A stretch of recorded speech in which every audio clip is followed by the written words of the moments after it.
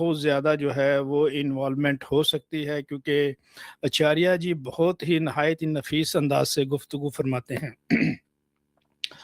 और और उनका हम बहुत धन्यवाद भी करते हैं।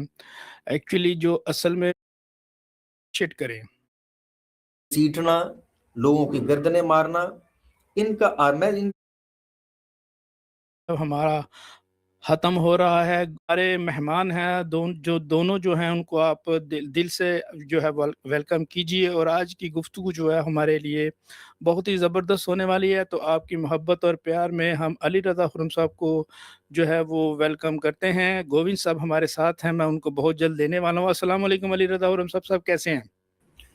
वालेकुम अस्सलाम व रहमतुल्लाह। अल्हम्दुलिल्लाह जुल्फ़िकार साहब, अल्लाह के फजल करम से ठीक हूँ। उम्मीद करता हूँ कि आप भी ज़बरदस्त। ठीक होंगे और हमारे तमाम नाज़रीन भी खैर आफियत से होंगे। ज़ब सबकी खिदमत में सलाम अर्ज़ है। वालेकुम अस्सलाम। और आप जो है आज के मेहमान गोविंद गुरुकुल साहब हैं हमारे साथ, इनको भी हम वेलकम करते हैं जी। गोविंद साहब वेलकम सर, कैसे हैं? ठीक हैं? सब बढ़िया है जी, सब हरी कृपा है और सब बढ़िया चल रहा है। आप सुनाइए, कैसे हैं आप? ठीक-ठाक हैं सभी? बहुत-बहुत जो है वो बिल्कुल ज़बरदस्त हैं। सबसे पहले तो गोविंद साहब मैं बहुत थैंकफुल हूँ आपका, क्योंकि कल कुछ टाइम की वजह से जो है वो मसला बन गया था, लेकिन आपने कहा कि कोई बात नहीं, ये अच्छे और प्यारे इंसान की एक निशानी होती है। वो कहते हैं कोई दिक्कत नहीं है, हो जाता है, लेकिन इसको हम कल पे ले जाते हैं। तो I am really thankful. Govind साहब जी, जी, आपका बहुत बहुत-बहुत शुक्रिया, बहुत-बहुत आपका धन्यवाद। जी, तस्वीर आपकी टेढ़ी है, अगर सीधी हो जाए तो ज़बरदस्त हो जाएगा। हाँ, इसमें क्या है ना, मेरी बैटरी दरअसल लो और मेरा चार्जर ऐसे पोर्ट्रेट मोड में चलता नहीं है, थोड़ा मैं ओके, नो ट्राइपॉड इश्यू। पे लगा के बैठूँ ना इसको। चले कोई इश्यू नहीं है। जी, अली रज़ा खुर्रम आप साहब वेलकम। आप भी आ वैसे जाइए। कोशिश कर लेता हूँ मैं, कोशिश कर लेता हूँ एक ट्राई कर लें अगर। हाँ, ज़बरदस्त। बार। चलो हो गया, एडजस्ट हो गया। क्या बात है, बहुत-बहुत, क्योंकि हसीन मुखड़े जो हैं वो स्क्रीन पे आने चाहिए गोविंद साहब। जी, जी, बिल्कुल जी, बिल्कुल। जी, बहुत जी, अली। शुक्रिया। मैं कोशिश करता हूँ कि हमारा टाइम, क्योंकि आचार्य गोविंद साहब के पास बहुत मुख्तसर टाइम होता है, लेकिन उन्होंने हमें टाइम दिया, उसके लिए हम उनके शुक्रगुज़ार हैं।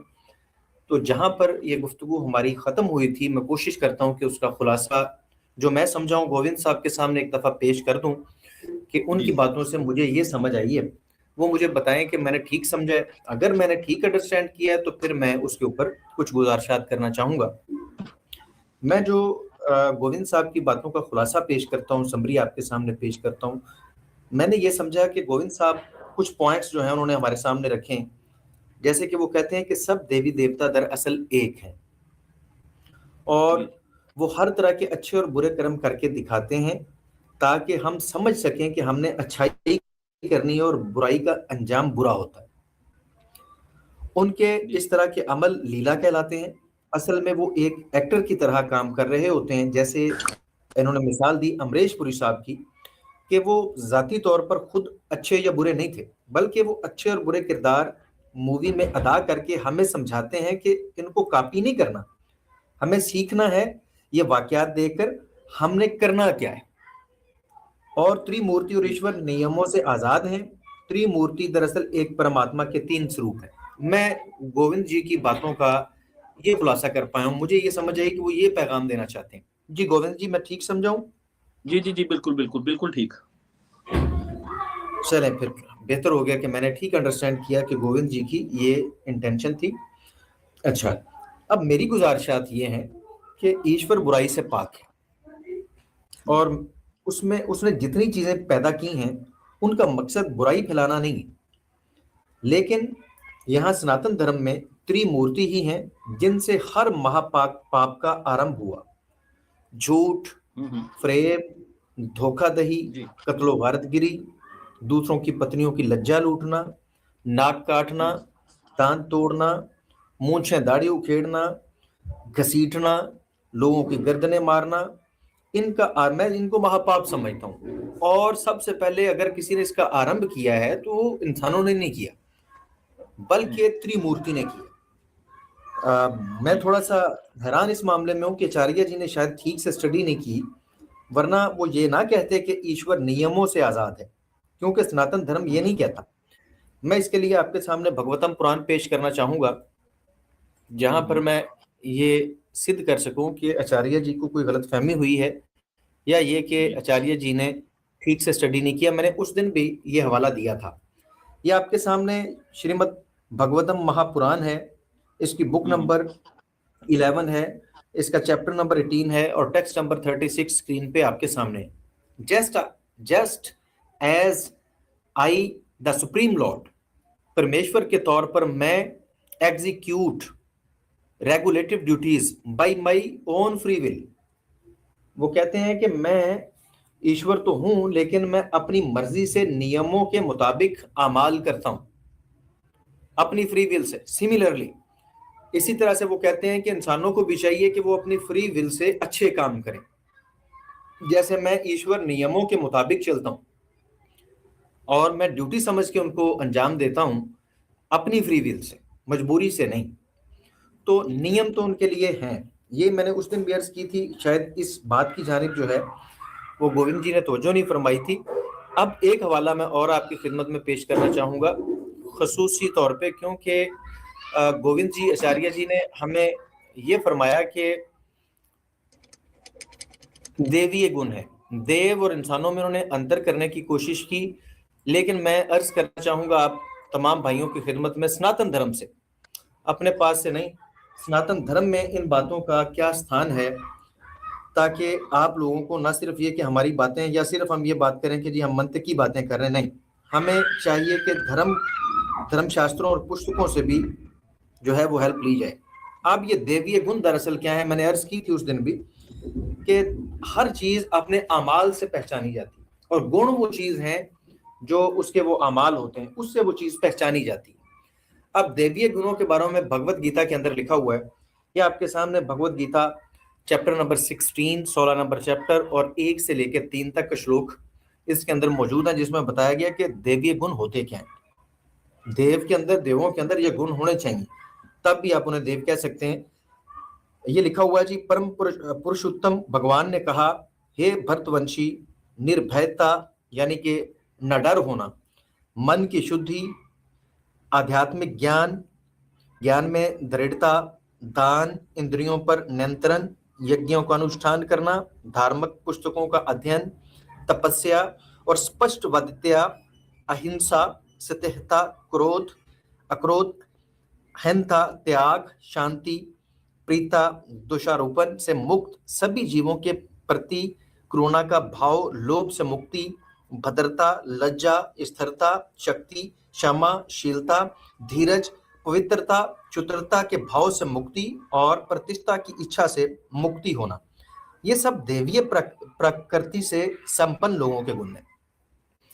तो ऐसा नहीं है कि कोई चीज हो तो उसके कोई गुण नहीं होते, तो गुण बयान किए गए हैं और ये गुण आपके सामने इस वक्त मैंने पेश किए कि ये देवीय गुण है। अगर कोई देव है तो उसको चाहिए कि उसके अंदर ये गुण हो, लेकिन हम जब त्रिमूर्ति को देखते हैं और देवताओं को देखते हैं तो मामलात थोड़े से हमें गड़बड़ दिखाई देते हैं। और फिर आपने कहा कि वो स्वयं ईश्वर स्वरूप है, त्रिमूर्ति ईश्वर स्वरूप है, जबकि शास्त्रों के मुताबिक वो पूजा के लायक नहीं है। मैं ये चीजें शास्त्रों से भी अर्ज कर दूं, उसके बाद कुछ मंत्र की बातें हैं जो मैं रखना चाहूंगा गोविंद जी के सामने। उससे पहले मैं आपके सामने ये रख दूं,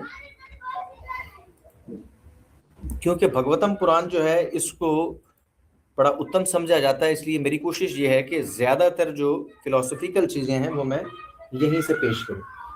ये आपके सामने इस वक्त मौजूद है श्रीमद् भगवतम, इसकी बुक नंबर 6 है और चैप्टर नंबर है 16 और इसका श्लोक नंबर है 35। ये आपके सामने इसमें लिखा है कि ऐ मेरे परमेश्वर, ये सारा कायनाती निज़ाम, इसकी तख्लीक, परवरिश और फना सब आप ही की शान शौकत का प्रकाश है। ब्रह्मा और दूसरे तख्लीककार दरअसल आपके एक हिस्से के भी छोटे हिस्से हैं। ये स्वयं ईश्वर नहीं है, बल्कि जैसे तमाम चीजें ईश्वर का हिस्सा है उसी तरह ये भी ईश्वर का एक अंश है। इसलिए इनमें जो तख्लीक करने की ताकत है वो इन्हें ईश्वर नहीं बनाती है, इन्हें ईश्वर नहीं बनाती। अगर वो खुद को आजाद और मालिक समझते हैं तो वो सिर्फ एक झूठा गुरूर है, हकीकत नहीं। अब ये बात तो ये है कि वो अपने बारे में ये नहीं सोच सकते कि वो स्वयं ईश्वर स्वरूप हैं या वो हकीकी तख्लीककार हैं, वो ये नहीं सोच सकते। तो मैं हैरान हूं कि हमारे सनातनी बहन भाई ये बात कैसे सोच सकते हैं, उन्हें भी नहीं सोचनी चाहिए। इसी तरह से मैं एक और हवाला आपकी खिदमत में पेश करता हूँ, श्रीमद् भगवतम में से ही। हवाला जहां तो कई हैं, लेकिन चले मैं इसके ऊपर इक्तफा करके फिर टू द पॉइंट बात की जानिब आता हूँ। ये आपके सामने इस वक्त श्रीमद् भगवतम बुक नंबर 2 और चैप्टर नंबर 4 और टेक्स्ट नंबर 19 मौजूद है, जिसमें वाज़े तौर पर लिखा हुआ है, he is the supreme soul and the supreme lord of all self realised souls. वो ईश्वर सब आत्माओं का रब है। He is the personification of the Vedas, religious scriptures and austerities. He is worshipped by Lord Brahma and Shiva and all those who are transcendental of all presentations. वो कहते हैं कि भाई ईश्वर तो एक है और ब्रह्मा जी तो खुद उसकी सेवा करते हैं, उसकी पूजा उपासना करते हैं और शिव जी भी करते हैं। ऐसा नहीं है कि ये खुद ही ईश्वर हैं और इनकी भी पूजा उपासना होनी चाहिए, बल्कि वो खुद पूजा उपासना करते हैं। अब मेरी कुछ गुजारिशात हैं जो पॉइंट आचार्य जी ने रखे स्क्रिप्चर्स के पॉइंट ऑफ व्यू से। मुझे ये एतराज थे कि आचार्य जी की बातें जो हैं वो स्क्रिप्चर्स के साथ मैच नहीं कर रही। अब जो इन्होंने बातें रखी हैं मंतकी लिहाज से उनके अंदर क्या फॉल्ट है, मैं वो अर्ज करना चाहता हूं। क्योंकि इन्होंने अदाकारी के ऊपर बहुत ज्यादा फोकस किया। जबकि हम देखते हैं स्क्रिप्चर्स को पढ़ते हैं तो हमें पता चलता है कि ये कोई एक्टर नहीं है जो सिखाने के लिए एक्टिंग कर रहे हैं, बल्कि ये धर्म गुरु हैं, धर्म पिता हैं, जिनका किरदार धर्म को बयान करेगा। जी जुल्फकार भाई, ओके, ये धर्म गुरु हैं। हाँ, आप इनको एक्टर कह के इस तरीके से इनकी जान नहीं छूट सकती है। ये धर्म गुरु हैं, ये धर्म पिता हैं। अदाकारी में सब कुछ, सब लोग जानते हैं, मैं भी जानता हूँ, गोविंद जी भी जानते हैं कि अदाकारी में सब कुछ रियल नहीं होता। जितने असरात दिखाई देते हैं हकीकी नहीं होते। मिसाल के तौर पर अदाकारी के दौरान दिखाया गया कि किसी की लज्जा लूट लेगी, तो वो हकीकत में नहीं होती है। हम जानते हैं कि वो हकीकत में नहीं होती। किसी का मर्डर कर दिया गया है तो हम जानते हैं कि वो वहां पर दिखाया गया है, लेकिन ऐसा हुआ नहीं है, कोई मरा नहीं है। किसी के कपड़े नोचे गए, किसी के बाल नोचे गए, किसी की बोटियां नोची गई, तो वो हकीकत नहीं होती है। हम सब जानते हैं कि अदाकारी में ऐसा नहीं होता, बस दिख रहा होता है, होता नहीं, उनका हकीकत से कोई ताल्लुक नहीं होता। लेकिन यहाँ पर त्रिमूर्ति ने इज्जतें लूटी हैं और वो लूटी हुई इज्जतें वापस नहीं आ सकती। गले रेदे हैं, नाकें काटी हैं, दांत तोड़े हैं, गर्दनें मारी हैं, कहीं हाथी के सर लगे हैं, कहीं घोड़ों के, कहीं बकरे के अंडकोश लगाए गए हैं। और वो ये नहीं था कि वो पहले वाले उतरे नहीं हैं और दूसरे लगा दिए गए, नहीं, पूरी सर्जरी की गई है। लिहाजा इन बातों को अदाकारी कहना मुनासिब नहीं है। ये बातें कह के हम ये कह दें कि ये अदाकारी हो रही थी और इसमें हमें सीख मिल जाती है, तो कोई सीख सूख नहीं मिलती, ये अदाकारी नहीं है।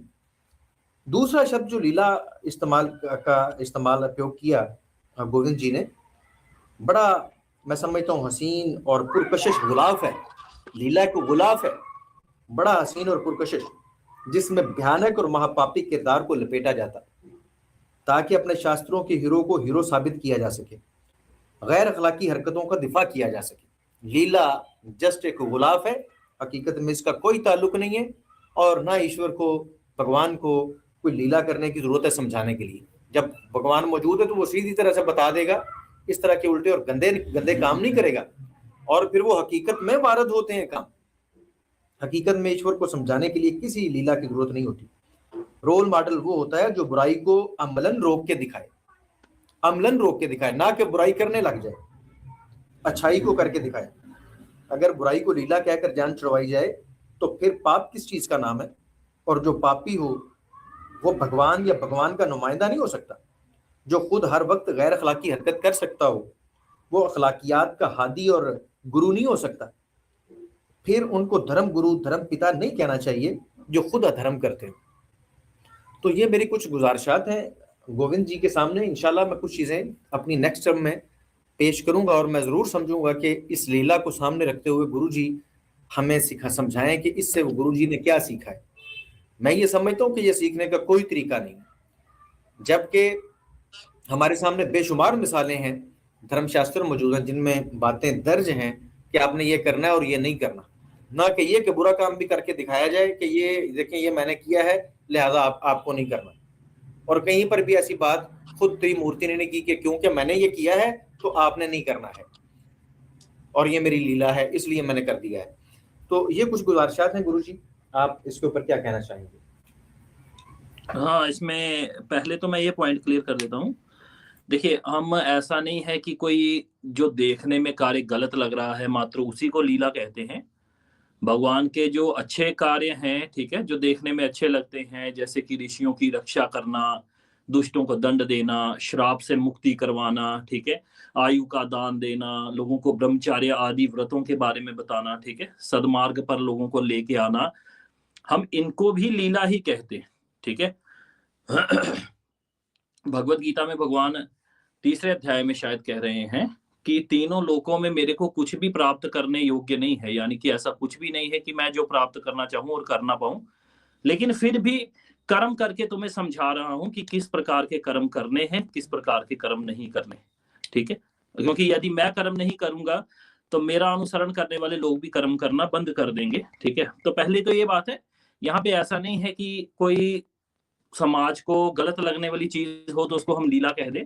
हम अच्छे कर्मों को भी मात्र लीला ही कहते हैं, ठीक है। ये जो भगवान विश्व रूप दिखाते हैं ना अर्जुन को, ये भी वहां पर लीला के रूप में ही दर्ज की गई। तो पहला तो हमें ये समझ लेना है। दूसरी बात आपने कही कि वहां पे यह लिखा है कि ब्रह्मा जी जो हैं वो इनकी उपासना करते हैं या आदि आदि, हाँ वो लिखा हुआ है, लेकिन बात ये होती है कि एक शास्त्र जो होता है ना वो दूसरे शास्त्र का काटने वाला नहीं होता बल्कि उसका पूरक होता है, ठीक है।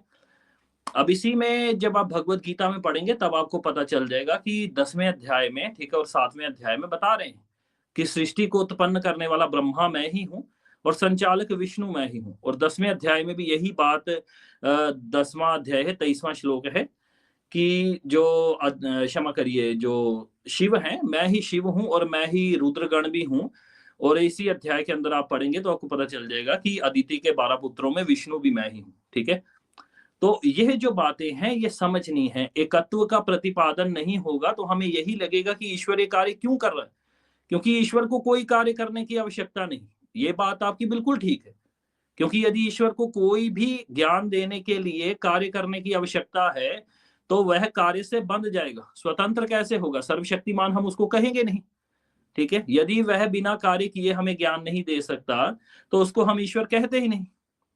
वह किसी भी उपदेश को या किसी भी कार्य का ज्ञान देने के लिए रूप धारण करने के लिए बाध्य नहीं होता है, परंतु वह रूप धारण करके हमारे सामने उदाहरण प्रस्तुत करते हैं। जैसे श्री कृष्ण ही हैं, ध्यान से सुनिएगा, श्री कृष्ण ही बता रहे हैं कि देवताओं में मैं इंद्र हूं, और यही बता रहे हैं 10वें अध्याय के 23वें श्लोक में कि मैं रुद्रों में शिव हूं। तो इंद्र जब गलती करते हैं तो शिव रूप में वो इंद्र को दंड दे रहे हैं, ठीक है। एकता का प्रतिपादन होता है, एक ही परमात्मा भिन्न रूपों में आकर के भिन्न प्रकार के कार्य हमारे सामने करते हैं, कुछ अच्छे और कुछ बुरे लगने वाले, ताकि जब कोई हमारे सामने पाप कर्म करने लगे तो हम उसको ये बता दें कि यदि किसी दूसरी स्त्री के साथ कोई दुष्कर्म करने का प्रयास करोगे तो इंद्र तक को नहीं बख्शा गया है कर्मों के द्वारा, तो तुम कहां से बख्शे जाओगे जो देवताओं के राजा हैं, ठीक है। अब आपने कहा कि वहां पर जो है अन्य भी स्तुतियां गाई जा रही। देखिए, जब आप भागवत पुराण पढ़ते हैं ना तो उसमें भगवान कृष्ण की ही महिमा है, ठीक है। उसी भागवत पुराण के 8वें स्कंद में भगवान श्री कृष्ण और मरुतगण स्वयं भगवान शंकर जी की आराधना करते हुए उन्हें ही ईश्वर कह रहे हैं। और महाभारत में तो जो श्री कृष्ण है वो भगवान के चरणों में लेट करके उनसे आशीर्वाद ले रहे हैं और अर्जुन को भी बता रहे हैं। और इसी प्रकार शिव पुराण में चले जाएंगे तो वहां श्री कृष्ण जी को परमात्मा बताकर शिव भी उनसे गले मिल रहे हैं। और ब्रह्मा विष्णु एवं शिव तीनों की प्रतिपादन, एकता का प्रतिपादन है, यानी एक ही स्वरूप भिन्न रूपों में रचा जा रहा है और कार्य किया जा रहा है, ठीक है। तो ऐसा नहीं है कि एक शास्त्र दूसरे शास्त्र को काट देता है, यहाँ एक शास्त्र दूसरे शास्त्र का पूरक होता है। अब आपने कहा कि भाई वो गलत काम करते हैं तो धर्मज्ञ कैसे? देखिए, उनके एक गुण से दूसरा गुण कटता नहीं है। जैसे कोई बोले कि ये शराब पीता है, ठीक है, परंतु वो डॉक्टर भी है, तो ऐसा नहीं कहेंगे ना कि उसका वो शराब नहीं, डॉक्टर है तो इसका मतलब शराब नहीं पीता होगा, शराब पीता है तो इसका मतलब डॉक्टर नहीं होगा। ठीक है, तो ईश्वर के भीतर ही बुराई और अच्छाई दोनों का प्रतिपादन होता है। जैसे मैं आपको एक छोटी सी बात बताता हूं, सत्पुरुषों को गरुड़ पुराण के अनुसार भगवान विष्णु जो है वो यमराज के रूप में दर्शन देते हैं, अति भयंकर रूप में, और जो क्षमा करिए दुष्ट पुरुषों को और सत्पुरुषों को वही यमराज अर्थात वही भगवान विष्णु सुंदर रूप में दर्शन दे रहे हैं। तो अच्छाई और बुराई दोनों एक साथ एक ही परमात्मा में वास करने वाली है, परंतु फ्री विल की जहां पर बात आती है वो मैं अभी लेकर भी आऊंगा। मनुष्य चुन सकता है, मनुष्य चुन लेगा मेरे को क्या करना है, क्या उसके पास इतनी बुद्धि होती है कि ये खराब खाना है ये नहीं खाऊंगा, अच्छा वाला खा लूंगा। अब जैसे आपने कहा कि वह जो है बंधे हुए हैं आदि आदि, नहीं, वहां पर उन्होंने जो बात कही है उसको समझना आवश्यक है। उन्होंने बताया है कि अपनी मर्जी से मैं कुछ देर के लिए गुणों को धारण करता हूं या गुणों को धारण करता हूं, कुछ देर के लिए हटा देते हैं, वहां पर कुछ देर के लिए नहीं लिखा हुआ। ठीक है, तो वो अपनी मर्जी से कुछ कारण वश या फिर अपने कर्मों के लिए या लीला मात्र के लिए वह इस संसार में जन्म लेते हैं या प्रकट होते हैं। उनको ये हमें सबसे पहले समझना चाहिए कि भूमिका यह है कि ईश्वर को किसी के लिए अवतार लेने की आवश्यकता है ही नहीं। ठीक है, अब रामायण में यदि ये बात आती है कि रावण को मारने के लिए राम जी आए, इसका मतलब ये है कि राम जी उन्हें विष्णु लोक से मार ही नहीं सकते थे, और यदि वो विष्णु लोक से नहीं मार सकते तो हम उनको परमात्मा कहेंगे ही नहीं। ठीक है, तो ये बातें सब हमने जानना आवश्यक है। उनको मारना भी आवश्यक नहीं था, रावण को पत्थर ही बना देते रावण को, तो रावण कर क्या लेता, उसके बाद पड़ा रहता आज भी गोल पत्थर के रूप में किसी समुद्र के किनारे। तो ये बड़ी सारी चीजें हैं, ये हमें जानना आवश्यक है। इसलिए मैं कहता हूं कि हमें ग्रंथों का उत्तम अध्ययन करना चाहिए, और सभी ग्रंथों में बहुत सारे प्रकार की बातें हैं। परंपरागत आचार्य जब तक हमें समझाने वाले नहीं होंगे हम समझ नहीं पाएंगे। ठीक है, ये बातों को हमें याद रखना है हमेशा। ईश्वर उत्तम से उत्तम कर्म करके भी दिखलाते हैं, और वो ऐसे कर्म करके भी दिखलाते हैं जो कि समाज में शोभनीय नहीं है, उसकी वजह से भगवान को भी श्राप मिल जाता है। भगवान विष्णु को श्राप मिल गया, तो अब कोई मेरे को कहेगा कि उसकी स्त्री है तो उसके साथ में कुछ भयानक कर्म करने की चेष्टा रखूं, तो मैं उसको बताऊंगा भाई तुझे जो सोच रहा है भगवान विष्णु नहीं, ठीक है, कर्म करके बच पाए तो तू कहां से बचेगा। ठीक है, तो बड़ी सारी चीजें हैं जिसको हमें देखना पड़ता है। एक शास्त्र दूसरे शास्त्र का पूरक होता है, यही मैं आपको बता रहा हूँ। बाकी और जो बात है उस पर चर्चा कर लेते हैं। जी बहुत शुक्रिया जी। गुरु जी ने फिर कुछ बातें फरमाई हैं, मैं जो समझा हूँ वो बयान करता हूँ, फिर उसके ऊपर मुझे क्या आपत्ति और अखलाकी लिहाज से वो कैसे